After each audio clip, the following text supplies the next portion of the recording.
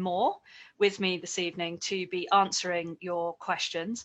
And we're going to have a bit of a chat about Caroline's experience of working with people right up to the top level and also coaching the youth riders of Be Today. So a little bit about Caroline, in case you didn't already know who she was. Caroline's ridden to 4-star. She's done the 4 big Bs, Badminton, Burghley, Branham and Blenheim. That's quite a difficult thing to say.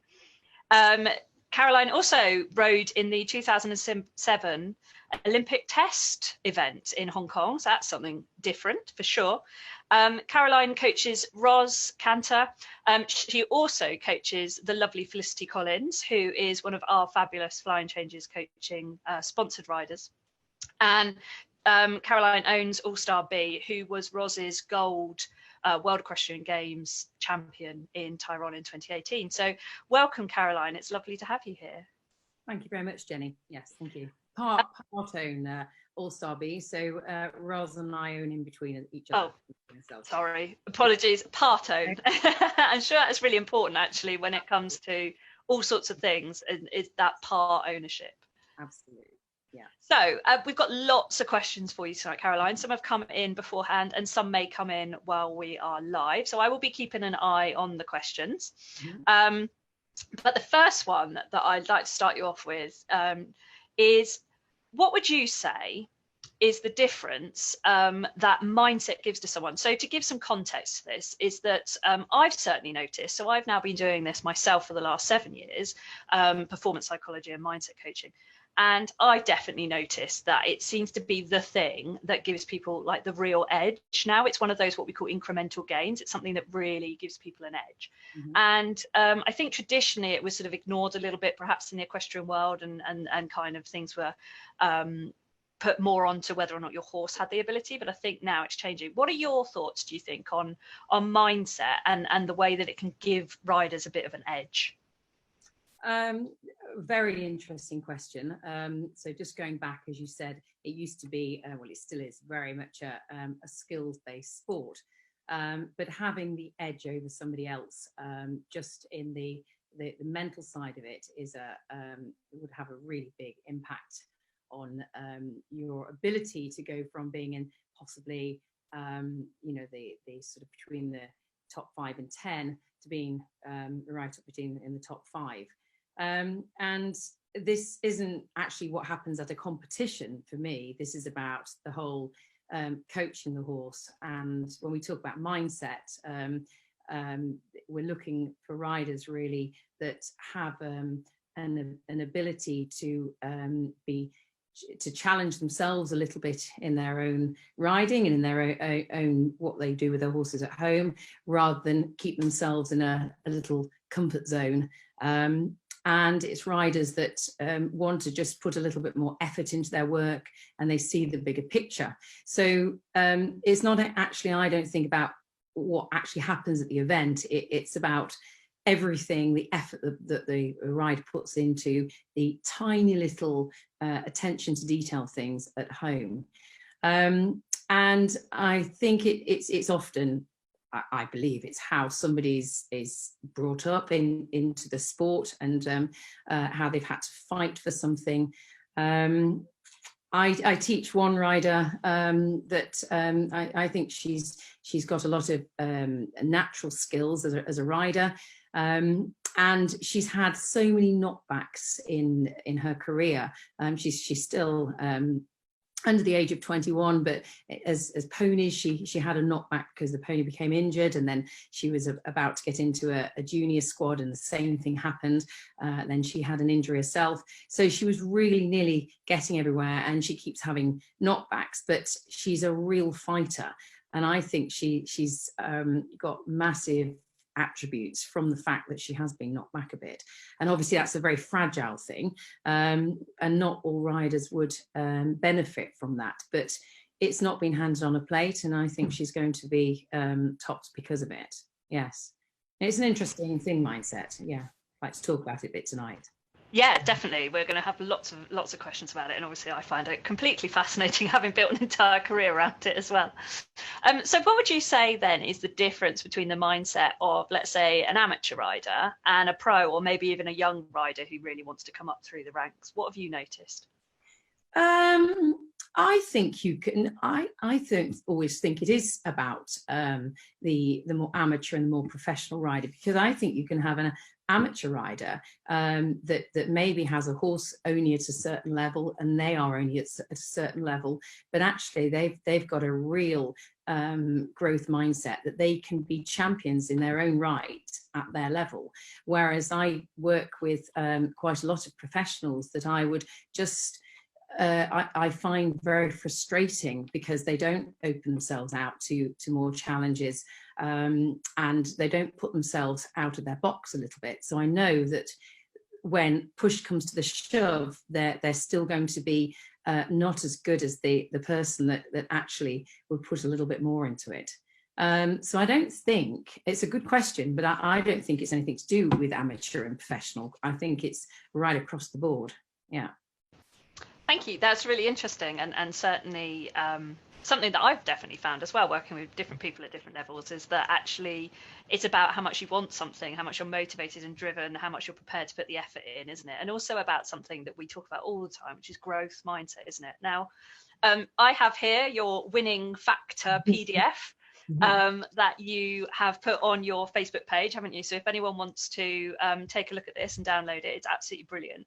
So what was it that made you decide to put this PDF together? Because I know you launched it as a result of coronavirus and lockdown and things, didn't you? What was your thinking around it? I did it a good couple of years ago, actually, and it was done at the back end of the year, after the evented season had finished, and I was going on holiday. And as soon as I get on a plane, I start thinking. And at the back end of every year, we think about slightly performance profiling some of the riders, so they stay motivated through the winter, and look forward to the next season. And I just got thinking and writing, and I was reading at the same time as well. I just sort of put it together a little bit more for myself, to try and keep myself on the straight and narrow as far as the relationship goes between coach and athlete. But very interesting, probably about 4 years ago, after a junior Europeans, I had 6 riders on the squad that were all from completely different backgrounds, and I decided to profile them quietly to myself, without really probing them, actually looking into their backgrounds, how they were brought up, whether they had 1 horse or 3 horses or whatever, and their privileges, and also about their parents, whether they came from a first generation family, or they came from a sporting background, or so all of those things put together gave me a little bit of a blueprint of what, the sort of winning champion would be. I mean, it's as I say, I was saying to you earlier that I've not really read a lot about psychology, but only from what I've done as a coach. But find it fascinating about how the riders go up through the grades, and it's all to do with whether they believe or not. Yes. Thank you. And I think the piece that I really love is actually that there's lots of really good stuff in it, by the way, everyone. So do download it and have a really good look. And what I love is the fact that what you've just said is that actually you haven't learnt formally psychology. What you've done is we call it modeled. You modeled people. You found out about them and what it is that makes them good. And interestingly enough, the form of applied psychology that I use to underpin everything I do is based on modeling people who are really good at stuff to find out how they did it. And so the piece that I absolutely love is that you don't have to have learned this stuff formally. You can, of course, we will do courses that you can come and learn from us formally and things as well. You can have one-to-one coaching, but you can pick up so much of this by what we call modeling people who are doing well. And the first paragraph of your How to Win Within Training talks about finding a role model and watching good practice on YouTube. People such as Ingrid, Roz, Michael Young, and they take pride, they take personal responsibility in this. So I suppose the actual question that after a long rambling there is, have you ever had role models or anyone that you've particularly looked to aspire to or to learn from in any particular way? I think, I mean, I'm a coach rather than a rider. So even though I've ridden to a high level, it was never at a high competitive level. I was fairly successful and the horses were actually given to me, and it was completely different to how it is nowadays. So I'm a coach, and as far as I go in my career, I feel that every single day I learn new things. I mean, even today I'm learning new things all of the time, and that's what's really, really great about it. And you get to a pinnacle or a place where you've gained so much from everybody else. But specifically, my first role model, the person I really looked up to, was a gentleman called Kenneth Clawson, who sadly is not with us anymore. And he was, I mean, his attention to detail was really refreshing, just coming into the sport at the particular time when skinnies were starting to be less than 1.8 meters wide, sort of thing. They're starting to become narrower, and I really picked up so much from him as far as taking every little tiny area, breaking it down, and making sure that you did everything to the best of your possible ability that you could. And there was no room for cutting corners. And I also worked alongside Yogi Reisner for quite a long time, who was massively inspirational for me. And then just recently I've learnt as well through Roz so much from Chris Martle, who's obviously come onto sort of the British scene, or back to the British scene, in the last sort of 3 years, and just learn masses from the equitation side, again, just experimenting with different things that I found really, really works, and has given me, again, a new sort of refresh of life as far as my coaching goes over the last few years. And I put that into practice with a lot of riders, and yeah. So, I mean, it's great to work with lots of other coaches. So yes. Great. So you mentioned Roz. Now, Roz is one of your more high profile, but you said to me earlier you work with, is it around about 60 people you've got on your books in all sorts of levels? Yes, I work with a lot of riders sort of regularly, probably a good 60 or 70 regular people that I work with, and then I do all the clinics as well. But a massive range of riders that come up in all sorts of shapes and sizes, with different strings of horses at different levels. And I feel very privileged to work with a lot of the riders, because it's, again, learn so much from it. Yeah. So in particular then, so you know, like you say, you work at all different levels, but a lot of us are fascinated by those at the top, because it's like a little world we don't get an insight into very often unless we're privileged enough to dig around in that area. How did you, or what do you think your role was in helping Roz to achieve her gold in I can never say it, is it Tryon? I think that's how we say it, isn't it, in 2018? Because that was certainly a testing event in itself, wasn't it? But what would you say your role was with Roz as a coach, from both a skills and a mindset perspective in that role, do you think? So if we take that back a little bit, and I talk a little bit about my role with Roz. So just as any coach athlete and their relationship starts at the beginning a little bit, that the coach will learn a bit from the rider, and the athlete, and the athlete will work a little bit with learn from the coach. So then you come across a bit of a system that you work together with. And that sort of happened over the last, probably about the last 8 years, 8 or 9 years, maybe even longer actually.